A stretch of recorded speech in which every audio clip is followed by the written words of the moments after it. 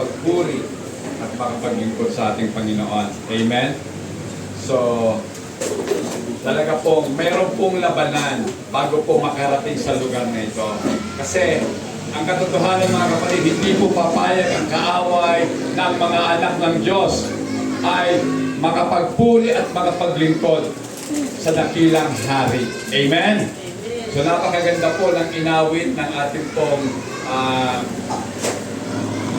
mga awit na dito po sa awit na nakasaad ang kadakilaan po ng Diyos, the greatness of God. Kung lubusan lamang po natin mauunawaan na ang Diyos po natin na pinaglilingkuran ay totoong napakadakila, mga kapatid, hindi po pwedeng hindi ka magpuri at magtaas ng kamay sa ating Panginoon bilang tanda ng pagkilala sa kadakilaan ng ating Panginoon. Amen. Subalit sa umagang ito mga kapatid, hindi po greatness of God ang ating pong ituturo. Ngayon pong umaga, nais ko pong pangaral ng mga salita po ng Diyos na meron pong pamagat, the almightiness of God. Amen. So pag sinabi pong the almightiness, ang kadakilaan, ang kapangyarihan, o ang napakamakapangyarihan Diyos, mga kapatid. Amen. So bago po tayo manalangin, bago po tayo dumako sa ating pong pag-aaral, tayo po muna ay manalangin mga kapatid. Hallelujah. Panginoong Yesus, salamat po sa isa na naman pong pagkakataon na yung pinagkaloob sa amin na kami po ay makapag-aral ng iyong mga salita. Dalangin ko, Panginoon, ang patuloy mong pangunguna, paggabay sa amin. Turuan mo po kami, Panginoon, ng mga katotohanan nakapaloob sa iyong mga salita. Upang kami po, Panginoon, ay patuloy na magsilago sa pagkaalam ng katotohanan. Sa iyo po namin iniaasa ang lahat, Panginoon, at sa iyong makapangyarihang pangalan, kami po ay nagpapasalamat. In Jesus' name we pray. Amen and amen. Praise God. The almightiness of God. So kung meron po mga kapatid na mga may kapangyarihan sa mundong ito, totoo naman mga kapatid, di ba? Marami po talagang merong kapangyarihan. Sapagkat ang namumuno po ng ating bansa, meron po siyang kapangyarihan na pamunuan ang ating pong bansa. Pero sa lahat po ng merong kapangyarihan, meron pong makapangyarihan sa lahat. Walang iba kundi ang ating Panginoong Diyos. Amen. The incomparable power of God, yung pong kapangyarihan po ng Diyos na hindi po kayang ihambing sa lahat ng kapangyarihan. Ang kapangyarihan nagbangon sa ating Panginoong Jesus mula doon sa libingan ay ang kapangyarihan kumikilos ngayon sa ating pong kalagitnaan. Kapangyarihan kumikilos at nagpapakilos sa iyong pagkatao. Amen. Sa kanila na mga sumasampalataya sa ating pong Panginoong Jesus. Ang katotohanan ito ang siyang pumupuno sa bawat sumasampalataya ng katapangan, ng katotohanan, at ng kumpiyansa sa kanilang mga buhay. Mga kapatid, kung wala po ang paniniwala na ang Diyos ay totoong napakamakapangyarihan, tayo po yung mga tao na mawawalan po ng pag-asa sa buhay. Sapagkat wala naman po talaga tayong aasahan sa mundo na wala namang magagawa sa ating pong mga buhay. Amen. Ang tanging maaasahan po natin sa ating Panginoon ay pupunuin po tayo ng pag-asa at lakas ng loob, mga kapatid. Amen. Upang ating harapin ang anumang pong sirkumstansya na atin nga po ngayong kinaharap. Amen. Knowing the truth of who God is. Kinakailangan po talaga na malaman po natin at mapagkilala kung sino ba talaga itong Diyos na atin pong pinagtitiwalaan.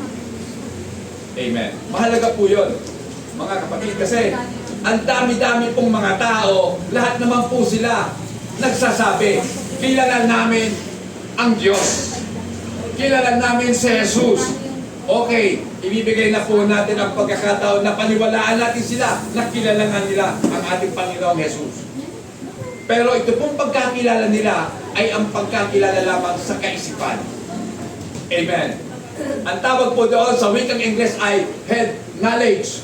Sa isip lamang nila, kilala nila ang ating Panginoong Diyos. Pero wala po sa kanilang mga puso ang ating Panginoon. Amen. So iba po yung pagkakilala sa isip, sa pagkakilala mo sa puso. Sapagkat ang pagkakilala sa puso ang magdadala sa iyo sa isang pagkikipag-ugnayan sa Diyos.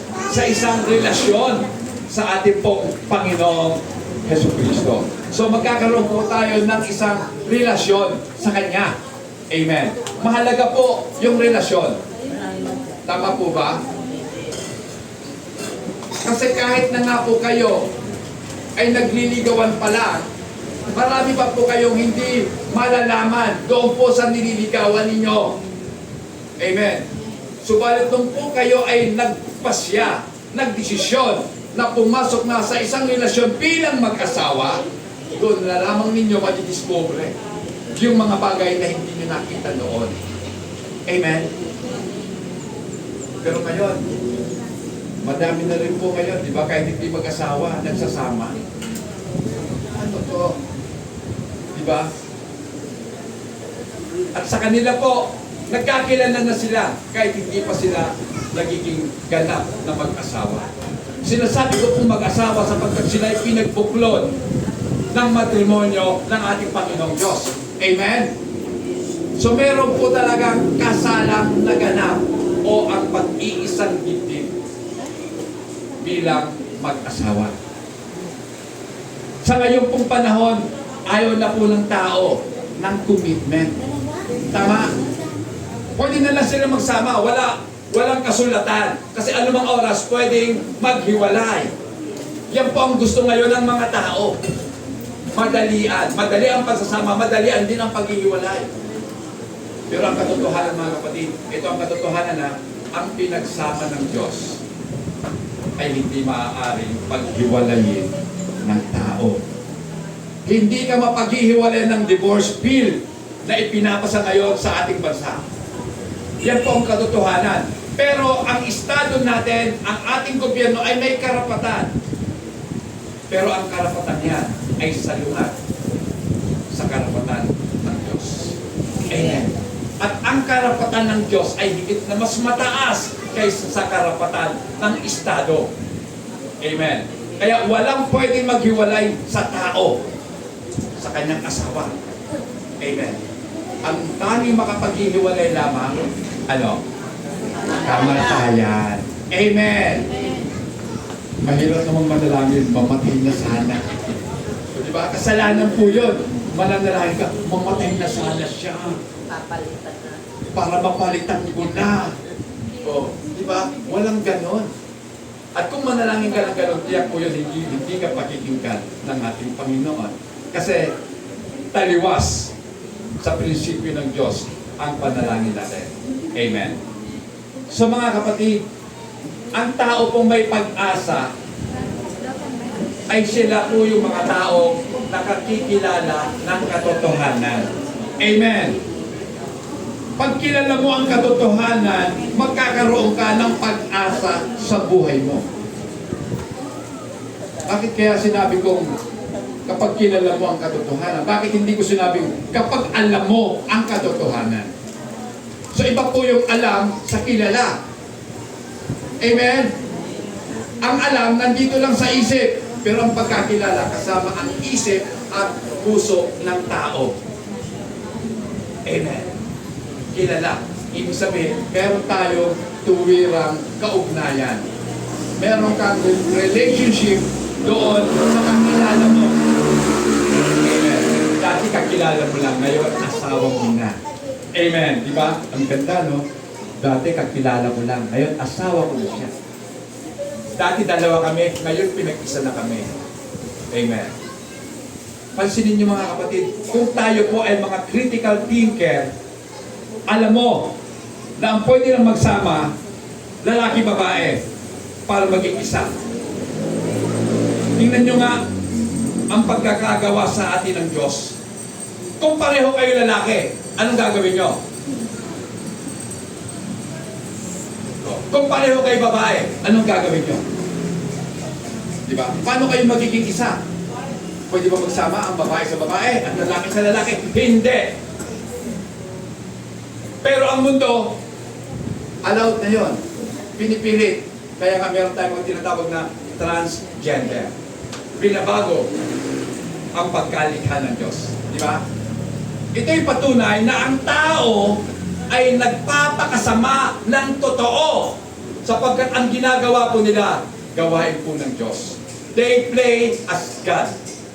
Amen. Di ba? Sino pa dito gusto magpa-transgender?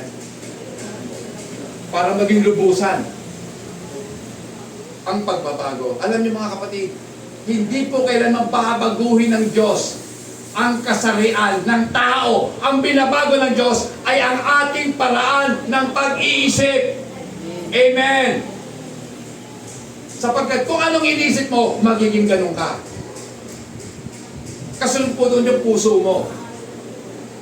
At hindi kailanman dapat pinangungunahan ng puso ang isipan. Ang tanong ko nga lagi, saan ba nakalagay ang puso? Sa ulo ba? Hindi. Sa gitna. Ano ang nasa ulo? Isip. Yung brain. At ang function ng brain is to think. Amen. Diba?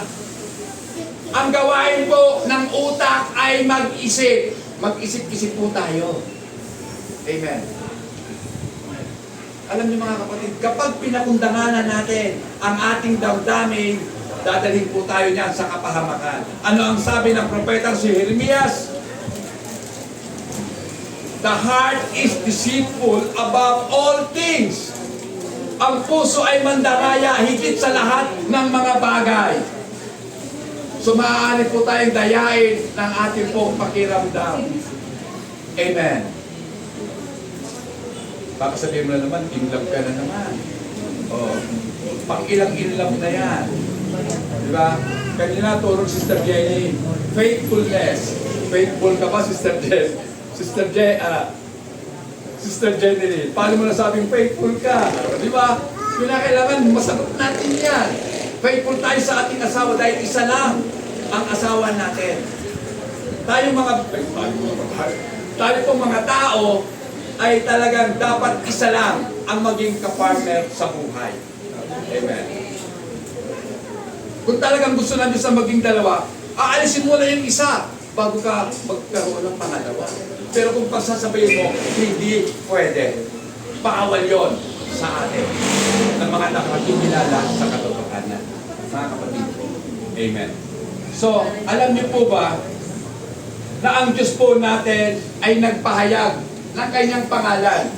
Siya mismo ang nagsabi sa kanyang pangalan. Isa tayo pa.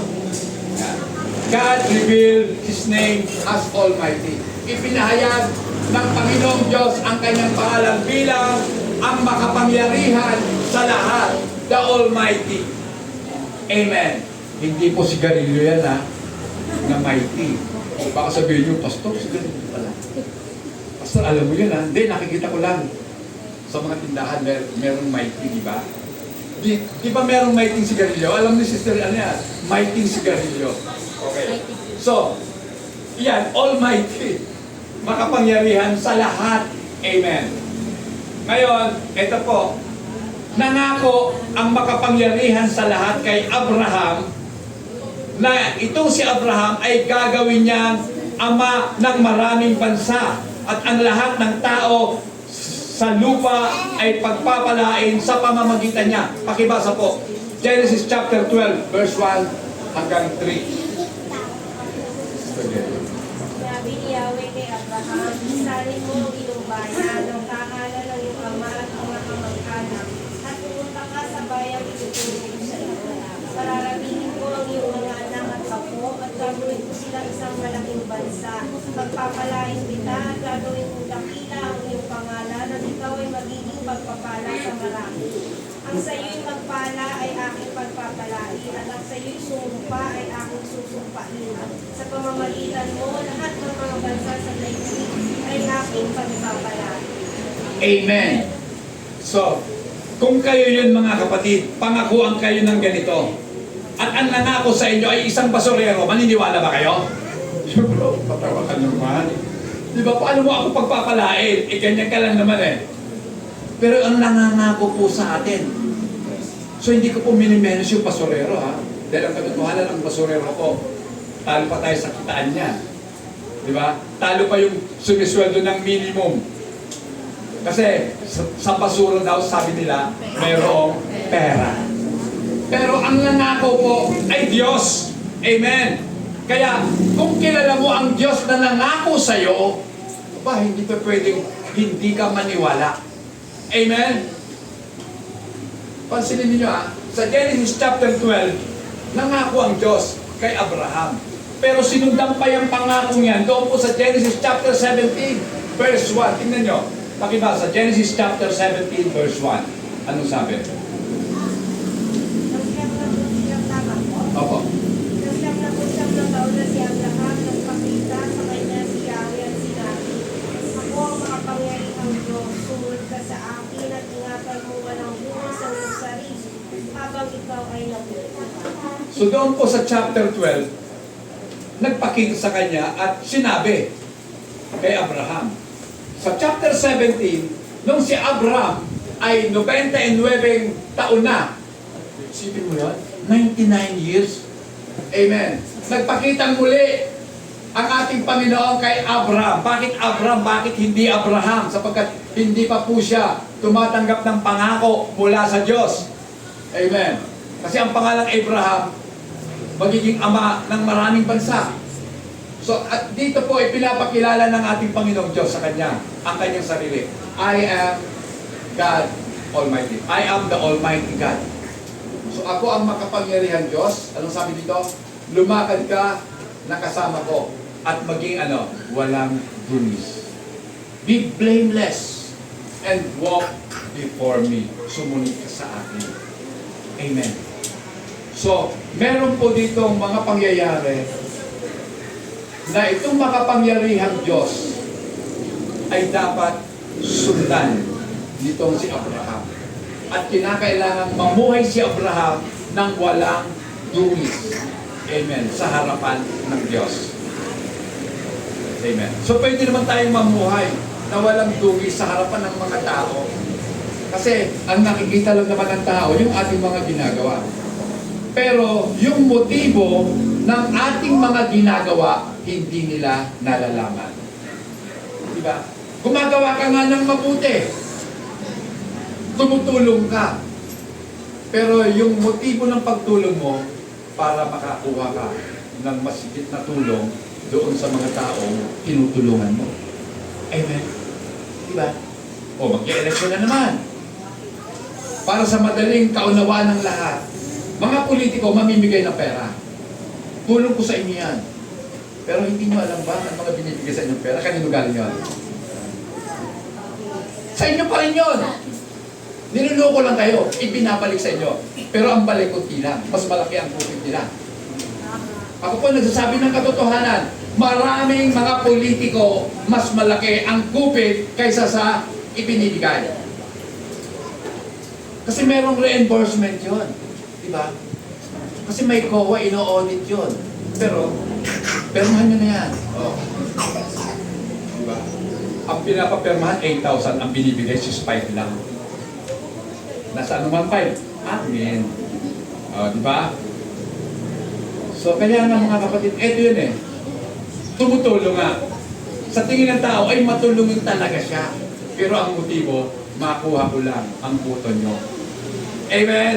Dahil pag nakuha ko ang boto ninyo, masigit dyan ang kikitain ko. Diba?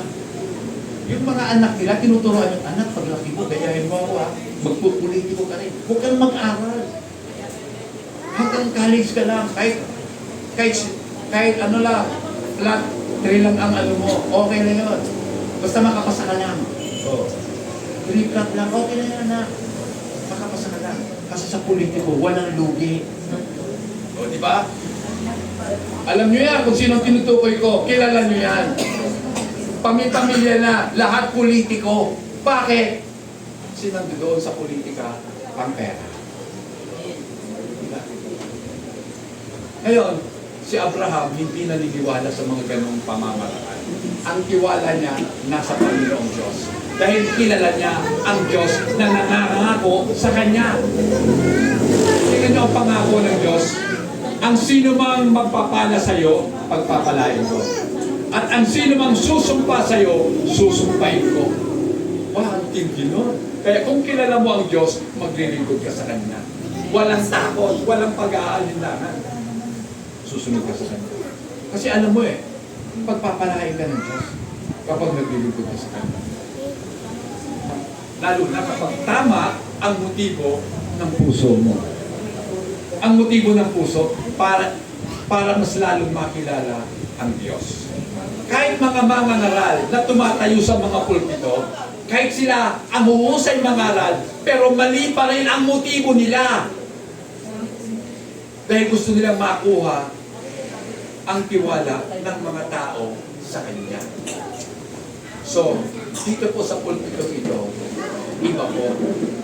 Kukunin ko ang tiwala ninyo para ibigay sa Panginoon. Amen? So, yung tiwala ninyo, hindi akin, kundi sa Panginoon. Amen? Sa pulpitong ito, ang itinataas, ang Panginoong Jesus. Amen? Dito, ang tumatayo ay mga naglilingkod, hindi mga amo. Ang pastor, ang ibig sabihin niyan, alipin ka lang ng mga tupa. Sila ang pinaglilingkuran mo. Amen? Kaya, kayo, sabihin ko lang, patay na yun kayo ang boss ko. Diba? Ganun naman talaga dapat Kasi kami, inatasan ng Diyos para paglingkuran kayo. Pakainin, alagaan, ipanalangin. Amen? Diba? May bayad pa kami? Wala. Wala. Paano ka nabubuhay, Pastor? Ang Diyos ang bumubuhay sa akin. Magbigay mo kayo sa hindi. Ang Diyos ang magbibigay. Amen? Praise God. Hallelujah. So, yan po yung paniniwala ni Abraham. Dito po, ipinapakilala ng Diyos kung sino siya. Siya po ay si El Shaddai. Ang ibig pong sabihin ng El Shaddai, God Almighty. Amen. Kaya, hindi po yan, baka sabihin nyo, ay El Shaddai, si Mike Velarde yun. Mali po kayo. Hindi po si Mike Velarde yun. Ang El Shaddai ay ang ating Panginoong Jesus. Siya po yung pinakamakapangyarihan sa lahat. Na kung saan po nanggagaling ang salitang omnipotent or all-powerful, ang makapangyarihan sa lahat. El Shaddai. Pag sinabing El, God. Ang Shaddai, powerful. Amen. Okay. So, nung si Abraham po ay 100 years old na, wow, next na. Okay. Now, Abraham is 100 years old and Sarah is 90. Pansinin nyo kanina 99 pa lang si Abraham nung muling nagpakita sa kanya ang Diyos. Ngayon 100 na siya. So nag-birthday na. Dumagdag na ng 1 taon. At si Sarah, 90 na. At dito po, siniguro ng Diyos kay Abraham na si Sarah ay manganganak. Magbubuntis. Manganganak ng isang batang lalaki.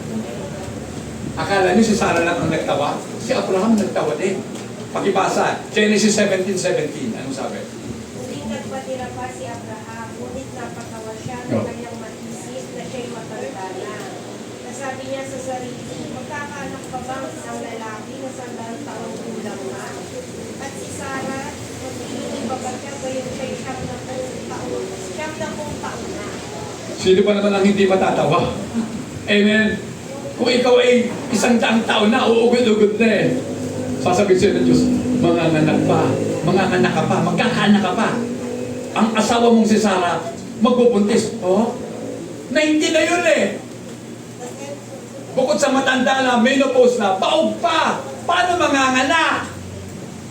Diba? Imagine nyo nga, hindi ka ba matatawa? Kaya natawa. Maging si Sarah, natawa din. Pakibasa. Genesis 18 verse 12. Anong sabi? Natawa si Sarah at nagpita sa sarili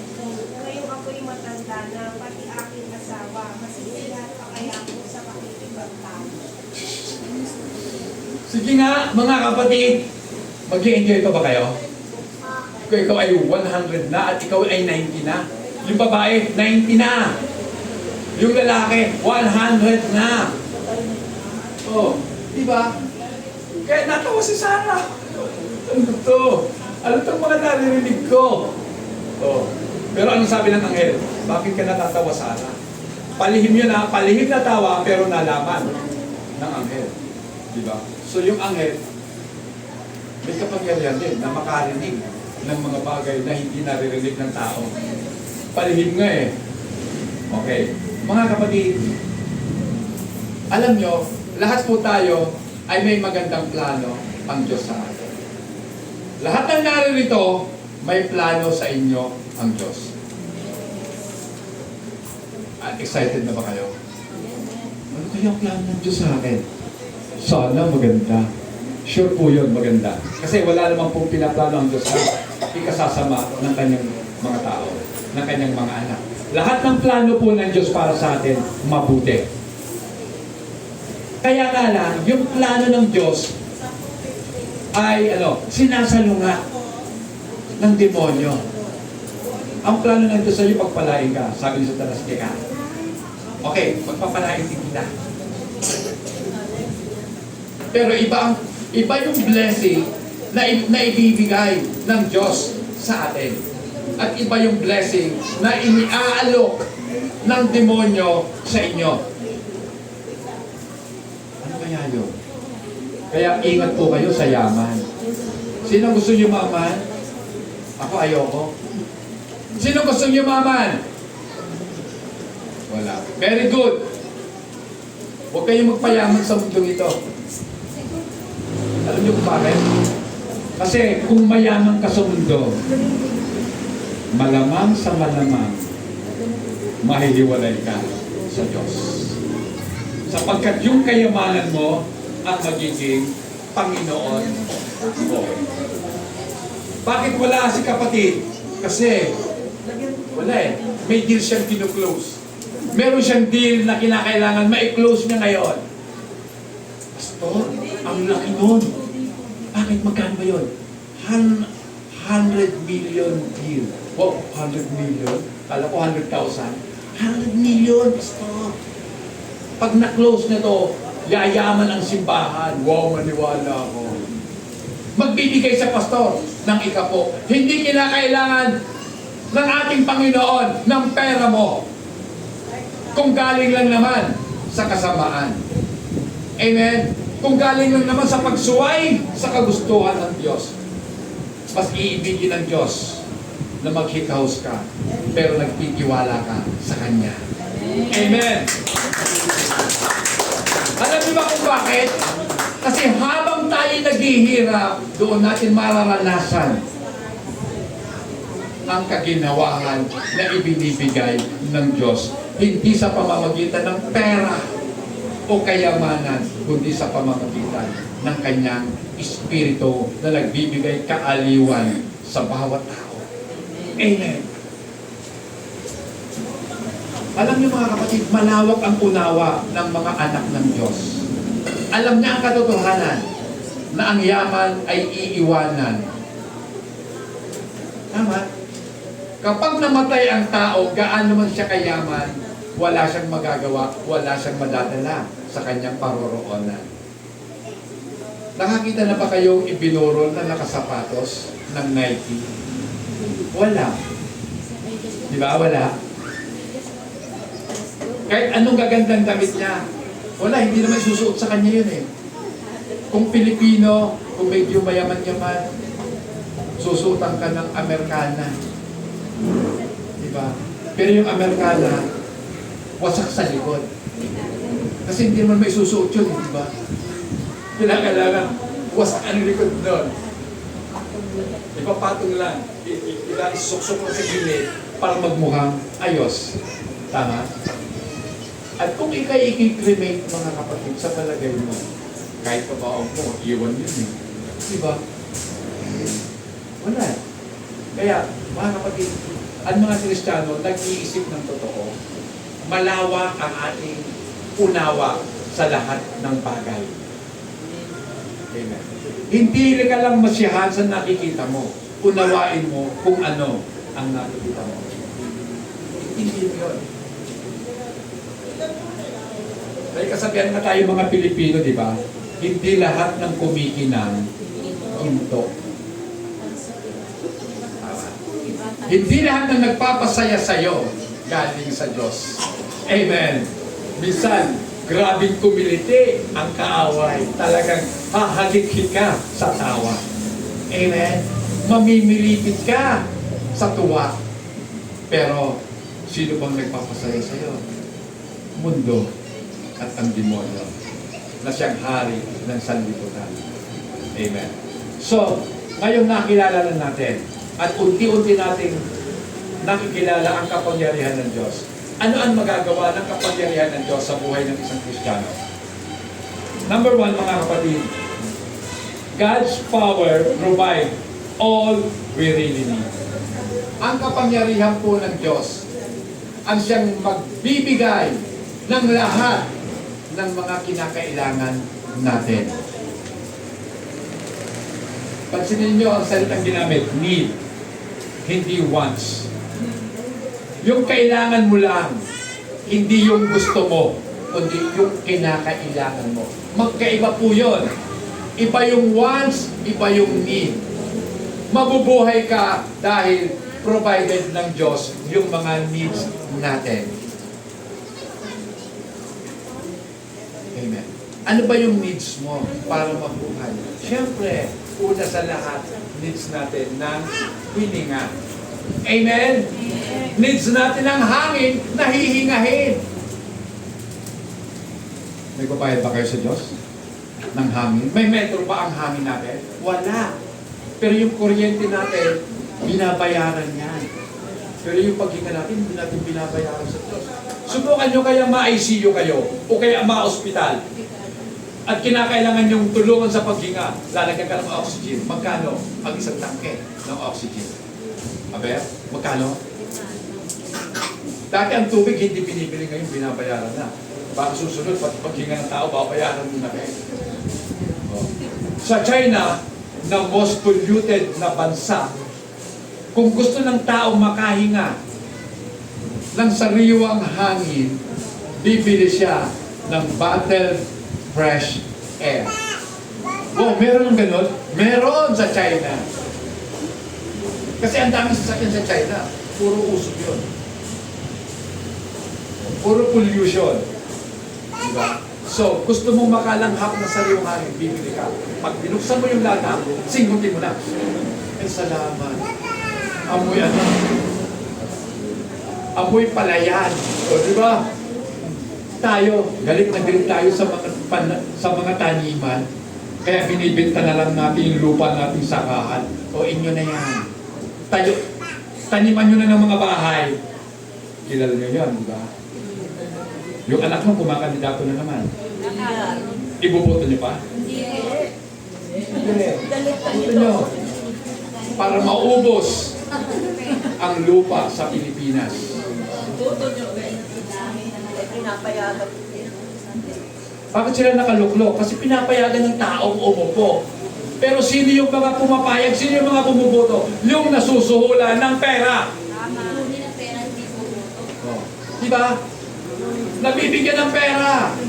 So, ibig sabihin, ipinagpalit mo ang dangal na ibinigay sa'yo ng Diyos sa halagang 500. Kung ako lang mapera, bibigyan ko rin kayo eh. Agahan natin ang service alas 4 ng madaling araw. Yes, yun, alauna pa lang nagpupuntahan na. Pastor, tagal naman ni Pastor. Wala pa. Alas 2 na eh. Kanina pa kami dito. Ba, kapatid, ang aga mo ah. Siyempre, Pastor, sayang ng 500. O, di ba? Sa 500 lang pala tayo makukuha. Pero ang Diyos po hindi nagbibigay ng mga ganong pagpapala. Ang gusto po ng Diyos, kusang loob na tayo ay dadalo. Amen. Hindi mabigat sa loob na para pang napilitan lang. Amen? Merong nakakahiyaan na rin. Nakakahiya kasi kay Pastor, in-invite ako eh. O, di ba? Meron pa nga talaga. Hindi na nahiya. In-invite na wala pa talaga. O, di ba? In-invite nag-invite na. Hindi lang isa ang nag-invite. Halos lahat nag-invite sa kanya. Pero wala talaga eh. Hindi tinablan. Oh. Aywan ko nga ba. Pero ako po'y naniniwala na ang kaligtasan hindi sa kapasyahan ng tao. Hindi mo desisyon na ikaw ay maligtas. Ang nag-decide ang Diyos.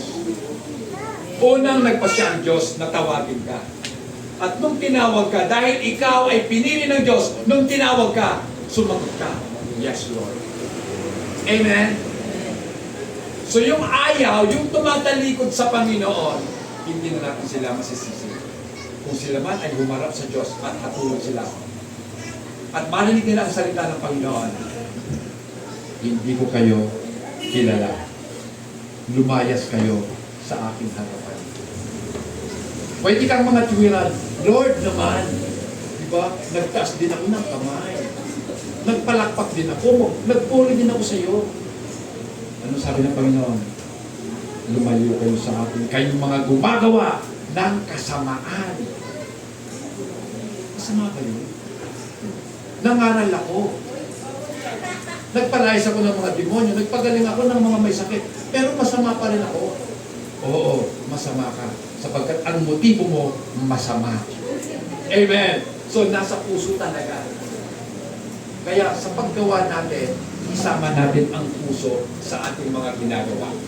At natitiyak ko po, kapag tayo ay dumadalo na pinangungunahan ng ating puso, sapagkat ang puso natin ay naging tapat sa Diyos, mawawala po yung pagiging boring ng service natin. Amen. At mapapalitan yan ng kasiyahan habang pinakikinggan ang salita ng Diyos. Amen. Nasisiyang ba kayo sa salita ng Diyos? Amen. Ito po ang oras ko. Mali na naman yung rules na yan. 11:20 na. Okay. Sige po. Mayroon pong dalawang katotohanan na dapat po natin isaalang-alang. Una, wala pong imposible sa Diyos. Amen? Kaya dapat talaga tayo magtiwala sa Diyos kasi walang mahirap sa Kanya. Lahat kaya niyang gawin kung gugustuhin niya. Amen. Pastor, pwede yun? Oo, pwede. Ay, salamat sa Diyos. Gusto ko, Pastor, yumaman din.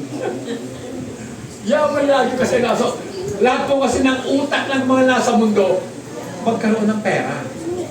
Kasi alam nila, kapag may pera, sagot sa kahirapan, pera. Diba? Ang kasabihan ng iba, sagot sa kahirapan, mag-asawa na? Apa. So, mag-asawa ka. The foreigner, sagot sa kahirapan yon. Mali po. Ang sagot sa tunay na kahirapan, ang Panginoon. Amen? Siya ang sagot sa kahirapan ng kalooban ng tao. Amen. Totoo po yun. Pwedeng maginhawa ang katawan natin. Pahinga tayo, natutulog tayo sa air-conditioned room. Sarap matulog doon, tama? Tapos, malambot pa yung higaan mo. Sarap. O, di ba? Ang bango-bango, may mga air freshener pa. Kakain ka, naka-hotdog, o kaya basta, ang sarap ng pagkain mo. Kaya lang, puro processed food. O, di ba? Sarap. Masarap yun, di ba? Gusto ng tao yun. At ayaw ng tao na sa tuwing umaga, magsasaing na lang na mong problema pa. Naku. Sa umagahan na lang kung sasaingin namin. Panginoon, wala na kaming tanghalian eh. Wala na kaming hapunan. Paano na? Mga kapatid, alam niyo ba kung bakit pinahihintulot ng Diyos na mawalan ka? Nawawalan ang tao ng Diyos dahil ang gusto ng Diyos sa Kanya ka lumapit at siya ang pupuno sa lahat ng ating kawalan. Amen! Diba? Masarap naranasan na ang kamay ng Diyos ay gumagawa sa buhay po natin. Kasi hindi naman kikilos ang Diyos kapag meron ka na. Paano ka makakaranas ng kagalingan kung hindi ka nagkakasakit? Paano mo sasabi, ang Diyos ang siyang nagpagaling sa akin? Eh, wala ka namang sakit eh. O, diba? Pero kung nagkasakit ka, at sinabi ng doktor, hanggang bukas ka na lang. Ha? Nagkakamali kayo. Hindi na. Ayon. Kaya, sa mga diagnosis namin, hanggang bukas ka na lang talaga. Anong gagawin mo? Parang kasi si Haring Hisikaya, yung sabi, umiyak si Hisikaya, humarap sa dibdib, Panginoon, alalahanin mo po ang mga ginawa ko para sa iyo. Di ba? So kahit hindi mo sabihan ang Diyos na alalahanin, alalang-alala ang Diyos. At naaalala na lahat ng ginagawa po natin. Kaya nung sabi ng Panginoon sa propetang si Isaiah, bumalik ka kay Hisikaya, sabihin mo, pinakinggan ko ang kanyang dalangin at datindigan ko siya ng 15 taon. Diba? 15 years, karagdagan. Bonus yun, mga kapatid. Sarap nun, mamamatay ka na lang, may terminal, ka na, cancer. Sabi ng Diyos, extended ang buhay mo. 15 years. Sa extension na 15 years, ano kayang gagawin mo? O, diba? Tiyak yun ang gagawin mo. Lahat ng makakausap mo, sasabihin mo, napakabuti ng Diyos. Akalain mo, buhay pa ako hanggang ngayon. Dapat kahapon patay na ako. O, ngayon buhay na buhay pa ako. At alam niyo ba, 15 years pa ang dagdag. 15 taon pa. O, di ba? Sa loob ng 15 taon, 15 times 365, ang dami mako-convert, mga kapatid. Di ba? Isang araw, isa lang ang kakausapin mo. Alam mo, may tanim na talaga buhay ko, pero sabi ng Panginoon, extended. Oh. 15 years. Diba? Inaabangan nila. Yung mga hindi naniniwala, inaabangan, uy, malapit ka na pala. Isang taon na lang, matitigo ka na. Pero bago sumapit ang isang taon na yan, siya mismo na-convert din. Then naniwala na siya, takal! 14 and a half years na. Bro, buhay pa. Sabihin, totoo ang Diyos. So, totoo ang Diyos sa kanyang pangako. At ito po yung pinanghahawakan natin. Ang pangako ng Diyos, hindi ko kayo iiwan, hindi pababayaan man. Amen. Kailan mo ba naalala na iniwan ka ng Diyos? Wala. Dahil kung iniwan ka na ng Diyos, patay ka na. Sapagkat ang nagbibigay sa atin ng buhay ay ang kanyang espiritu, ang kanyang hininga. Kapag binawi yon, patay ka na. Amen. Then number 2, na dapat po natin isaalang-alang, mga kapatid. Ito, prayer request must align to God's will. So kung meron po tayong mga prayer request, kinakailangan po ito po ay naka-align.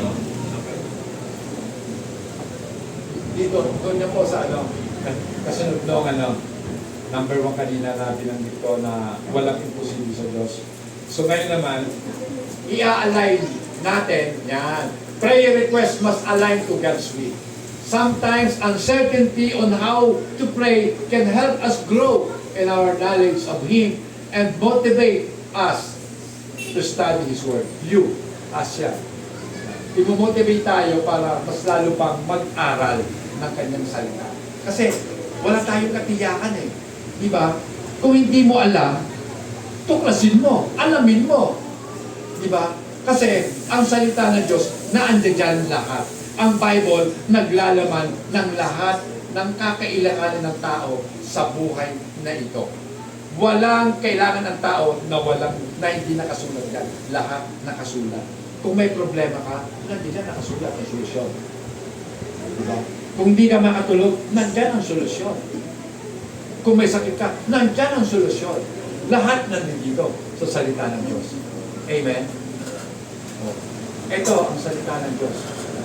Lahat nandito. Kung masaya ka, nandito yan. Ano dapat mong gawin kung masaya? Magpuri ka. Kung nalulungkot ka, magpuri ka pa rin sa Diyos. O, di ba?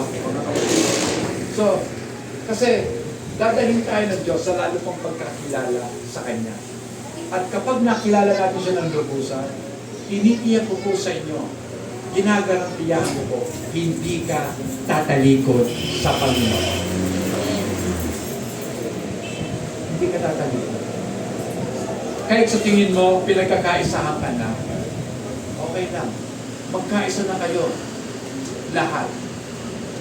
Pero isa ang tinitiyak ko, merong isa nakakampi ko, ang Panginoon. O di ba? Kayo din, pwede niyong masabi yan. Magkaisa na kayong lahat sa akin, pero merong isa na nasa langit ang kakampi ko. At ang sabi ng Panginoon, mas dakila siya kaysa sa mga nasa sanlibutan. Mas dakila nga ang Panginoon. Mas almighty siya. Mas makapangyarihan siya sa lahat. Amen. Number 2, power. Yan. God's use of power depends on His will. Sa Job 42 verse 2, anong sabi? Pagibasa ko.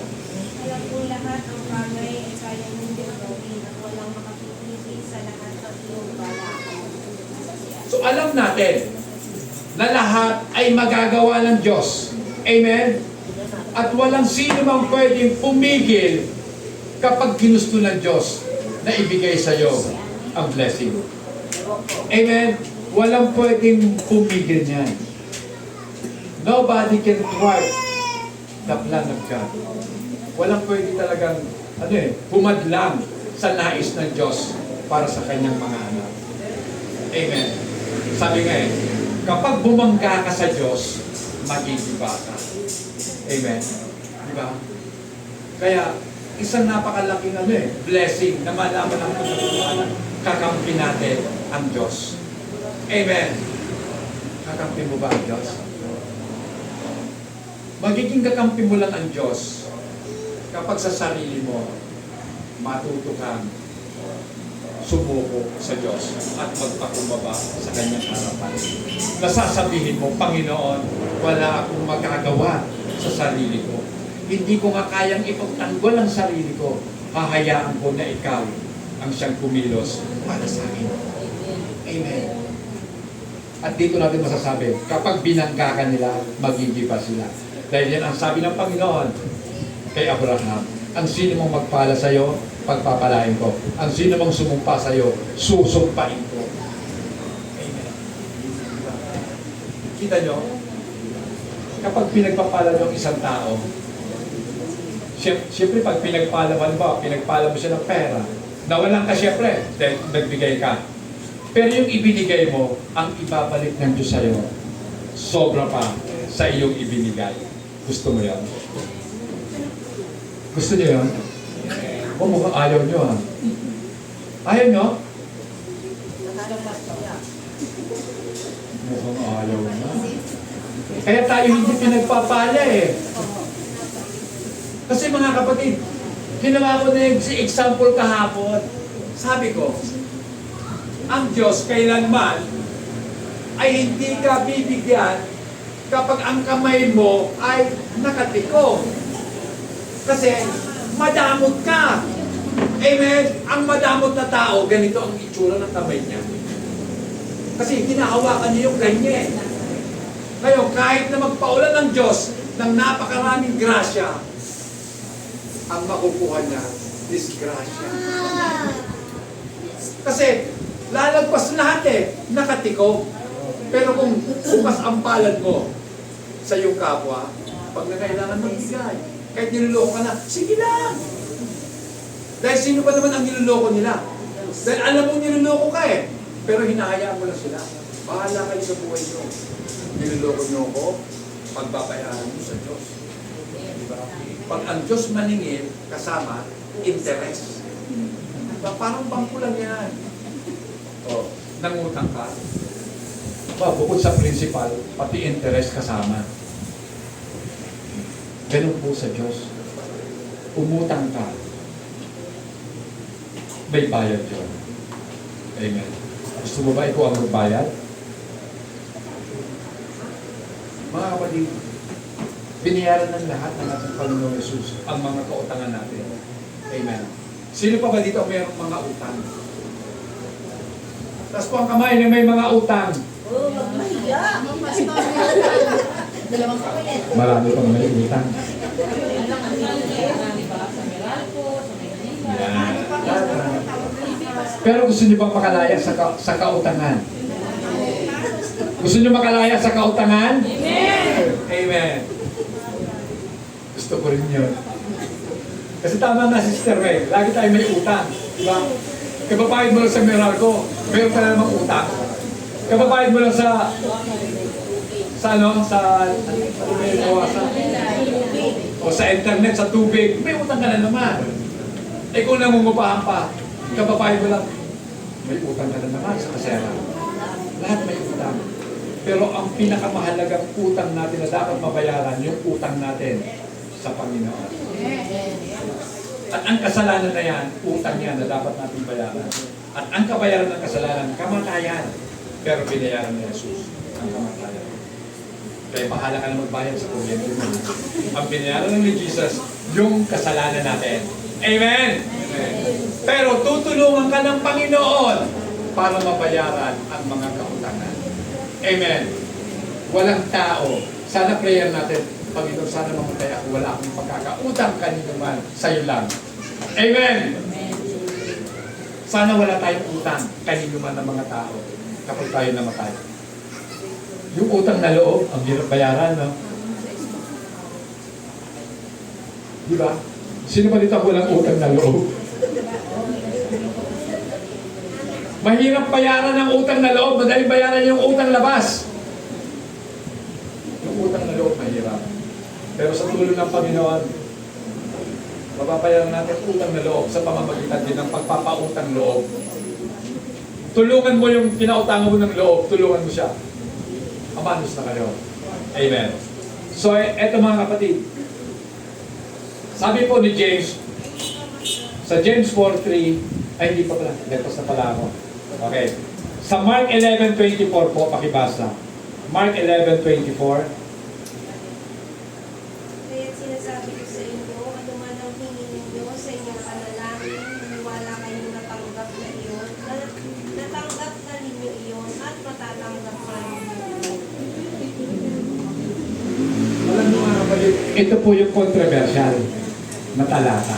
Kanina sinasabi ko, manalangin kayo ayon sa kalooban ng Diyos. Pero ito, kalooban to ng tao. Kasi ang sabi, whatever things you ask when you pray, believe and you will receive it. Alam niyo mga kapatid, minsan mali na talaga ang pagkaka-interpret natin sa mga salita ng Diyos. Kasi pilit natin pinag-aaway ang mga talata. Anong ibig sabihin yan? Whatever things you ask when you pray, believe that you receive them and you will have them. Kasi madalas po yung gamitin ng mga preacher, ng mga mangangaral, para bigyan ng kaluguran yung mga tao sa kanilang pananalangin. Manalangin kayo ng kahit ano, ibibigay ng Diyos yan sa inyo. Mali po yung mangangaral na yon. Dahil ang katotohanan, yung panalangin na yan dapat nakabatay sa kalooban ng Diyos. Ano man ang hingin mo, ayon sa kalooban ng Diyos, paniwalaan mo na natanggap mo na. At magkakaroon ka na. Amen. So may kondisyon yan. According to the will of God. Diba, naalala nyo? Ang Panginoong Yesus, sa hardin ng Getsemani, nananalangin sa Ama. Sabi niya, Panginoon, kung ay Ama ko, sabi niya, kung maaari, lumagpas sa akin ang saro ng paghihirap. Sino ba naman ang gusto mahirapan? Siyempre, ayaw natin. Pero anong sabi ng Panginoon? Subalit hindi ang kagustuhan ko, kundi ang kagustuhan mo ang pasunod. Diba? Not my will, but your will be done. Diba? So, kung kalooban ng Diyos na dumanas tayo ng hirap, hayaan natin. Dumaan tayo sa kahirapan na may kagalakan. Dahil alam natin na sa mga paghihirap na yan, tinuturuan tayo ng Diyos para maging matiisin. Amen? O diba? Tinuturuan tayo ng Diyos para magtiwala sa Kanya. So marami siyang itinuturo sa paghihirap natin. O, tinuturuan tayo maging mapagpasalamat kahit wala pa. O, diba? So nandoon yung pagtitiwala sa Diyos. Amen. Na kahit wala pa, naniniwala ko, magkakaroon. Si Abraham nga tiwalang-tiwala. Siguro pinangakuan siya sa edad niyang 70. Tagal! Tapos, nung 99, muling bumisita, ano sabi? Malapit na. Nung sanda na siya, ayan na, magbubuntis na. Siyempre, matatawa ka na. Kung kailan sa kapatapa ako, hindi dumarating. Ngayon, matanda na. Kasi ang gusto kasi ng Diyos, makita natin yung kanyang kapangyarihan. Amen! Yung kanyang almightiness. Nasa kanya, walang imposible. Amen. Number 3, wow. Okay. God uses His power to produce eternal o internal transformation. So ginagamit po ng Diyos ang kanyang kapangyarihan upang baguhin ang ating kalooban. Hindi yung itsura natin, kundi yung kalooban. Alam niyo mga kapatid, nung ako'y sumampalataya sa Diyos, hindi naman nabago ang itsura ng mukha ko eh. Pero pa din, pangit. Pangit pa din. Pero may nabago sa aking pagkatao. Natuto na akong magkamit ng maayos. O di ba? Kahit pangit, pag nagsuot na ng maayos, nagiging maayos na din. O di ba? Kasi, ang tinitingnan kasi ng Diyos, na tunay na ganda, panloob, hindi ang itsura. So sa itsura, alam niyo mga kapatid, sa itsura niyo, kapag tinignan ko kayo, lahat kayo magaganda. Kasi iba-iba ang mukha ninyo. Kaya magaganda kayong lahat. Walang pamantayan ang gandang panlabas. Pero yung gandang pangloob, meron. Ang pamantayan natin, yung kalooban ng ating Panginoon. Amen. Pakibasa po, 2 Corinthians 4:16. Ano sabi? Kaya hindi kami nasisiraan ng loob, kahit na bumigay ang aming katawang lupa, patuloy na kami nalalaman sa aming espiritu araw-araw. So kahit na nanghihina ang ating katawang panglupa, yung katawang panglabas, hindi tayo nasisiraan ng loob. Akala ko no, kasi 50 lang ako eh. Sabi ko, Lord, pag umabot ako ng 50, okay na ako doon. So lumagpas na ng 50. So sabi, ay, parang wala ka naman palang nararamdaman, parang pareho lang eh. Pero pag umilag ka na ng 60, ako po, ayan na. Nananakit na ang mga tuhod. 64 pa ako nung magkarayuma na. Sabi ko, wala, may rayuma na pala ako. Namaga ang aking mga tuhod. Oh, di ba? Rayuma yun, di ba? 64, nagkarayuma na ako. So mga kapatid, eto yun eh. Pero ang sabi po dito ni Paul, ngunit ang aming pagkataong loob ay nababago araw-araw. So yung pagkataong loob natin, nababago araw-araw. So ang pagbabagong yun, paganda ng paganda habang lumilipas ang mga araw. Amen. Diba? Natuto na tayong magmahal sa ating mga kaaway. Sabi ni George sa akin, Pastor, ang hirap niyan. Paano kung loko-loko asawa mo? Sabi ko, depende po yun. Diba? Kung ikaw ba, sabihan ng asawa mo, sige, tumalong ka sa bangin, tatalong ka din. Eh, loko-loko kasi asawa mo eh, kaya sasabihan ka nun. Pastor, mamahalin ko ba yung kaaway ko? Kasi sabi ng Panginoon yun eh. Ako nga ayaw ko rin nun eh. Pero sinabi ng Panginoon, wala akong magagawa, kundi mahalin siya. Oh, mahalin natin ang kaaway natin. Depende yun sa uri ng pagmamahal na ibibigay natin sa kanila. Yung ipanalangin mo ang kaaway mo, pagmamahal na po yun. Pero hindi mo dapat kinukonsinte ang kaaway mo sa mali niyang ginagawa para masabi mo lang, hindi, love ko kasi, hahayaan ko na lang siya. Huwag ganun. Sawayin mo. Di ba? Sabi nga eh, ang sugat na likha ng kaibigan ay mas mainam kaysa sa halik ng isang kaaway. Di ba? Hinalikan ka nga, kaaway mo naman. O di ba? Kayo nagbe-beso-beso? Ay, sister, BFF, mama. Pagtalikod mo, ichichispis ka? Oh, ano to? Di ba totoo yun? Beso-beso pa kayo, yakap-yakap pa eh. Alam mo talaga, best friend kita. Forever. Pero talaga, nakadila. Ganon. Pero yung kaibigan mo na sinabihan ka ng katotohanan, sis, magalit ka na kung gusto mo, pero baguhin mo ang ugali mo. Masama. O, di ba? Siyempre masasaktan ka. Masama ako pala. Pero dahil sa sinabi niya sa iyo na may katapatan ang salita niya, tiyak yun, mamahal mo siya pagdating ng araw na maintindihan mo ang kanyang ginawa. Amen. Pero yung halik ng kaaway, kaya nga meron tayong tinatawag na halik ni Judas. Diba? Si Judas, pinalikan si Kristo. Tama? Diba? Yung palang halik na yon, tanda lang. Sabi ni Judas, ang sino mong halikan ko, siya yun. Hulihin niyo na. Kaya hinalikan ni Judas si Kristo bilang pagtataksil. So pakibasa po, Sister Jenny. 1 Peter 5:6, ano sabi? 1 Peter 5:6.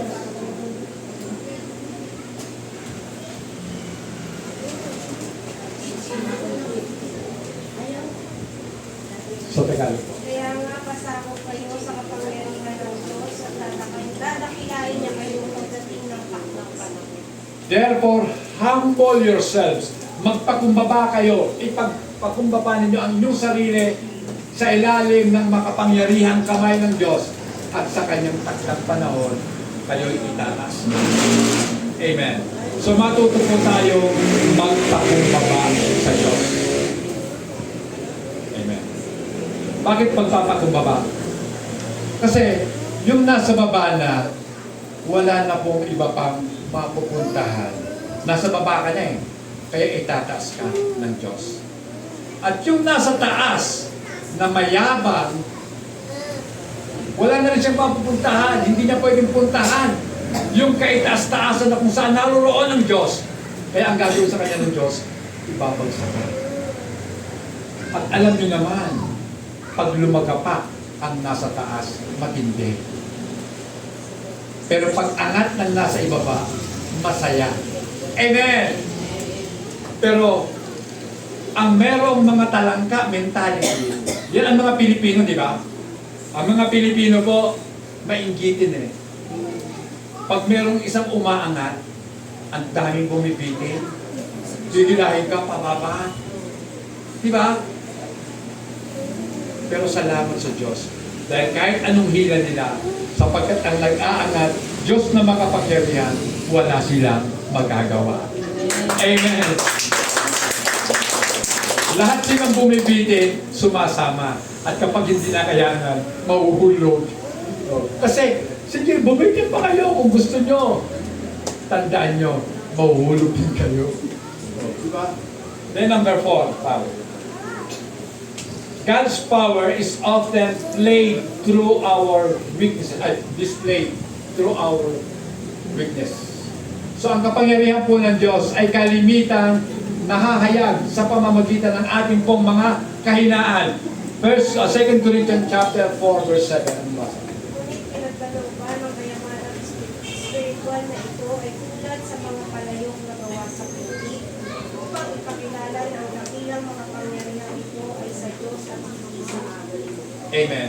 So tayo po ay mga sisidlang lupa. Para lang tayo mga palayok. Di ba ang palayok? Lupa lang yun eh. So tayo gano'n. Tayo mga palayok, pero tayo itinuturing na kayamanan ng Diyos. Amen. At ang kahusayan ng kapangyarihan ay sa Diyos. Kung paano po tayo ay nabubuhay, mga kapatid, ito po ay sa kaparaanan ng kapangyarihan ng Diyos na nasa sa atin at hindi sa ating pong sarili. Amen. So hindi dapat ang tao magmalaki. Na kaya ko ito naabot. Pinapanood ako niyan dati sa Facebook Yung lalaki, nagmamalaki sa kanyang sarili sa mga achievement niya. Bakit ko ibibigay sa Diyos ang credit? Dahil sa akin kaya ko na-achieve ito. Diba na, siguro napanood niyo yan. Nakakalimutan niya. Haharap siya sa hukuman ng langit. At doon, pagsusulitan niya ang kanyang mga sinabi. Sapagkat walang salita na binibigkas ang tao na hindi niya ipagsusulit sa Diyos. Amen. Kaya bawal magsalita ng kasinungalingan. Simpleng salita lang yan. Simpleng pagsisinungaling. Hindi ka tulad ng pagpatay, tumigil ka ng buhay. Pero tandaan niyo mga kapatid, walang sinungaling na papasok sa kaharian ng langit. At wala ring mga duwag. Amen! Kala nyo yung mamamatay tao lang, yung mga ngalo niya lang hindi papasok. Pag ikaw ay sinungaling at duwag, hindi ka papasok sa kaharian ng langit. Amen. Matapang ba kayo? Kung matapang kayo, marami na tayo. Amen. Marami na po tayo matapang na ating nga pong pinaninindigan ang katuwiran ng ating Panginoon. Sapagkat ang Diyos na sa atin ay nangako ay makapangyarihang Diyos. Amen. At sa panghuli mga kapatid, si Apostol Pablo hindi po nagmamalaki sa kanyang sarili. Pakibasa mo, 2 Corinthians 12:9. Dito po tayo magtatapos. 2 Corinthians 12:9.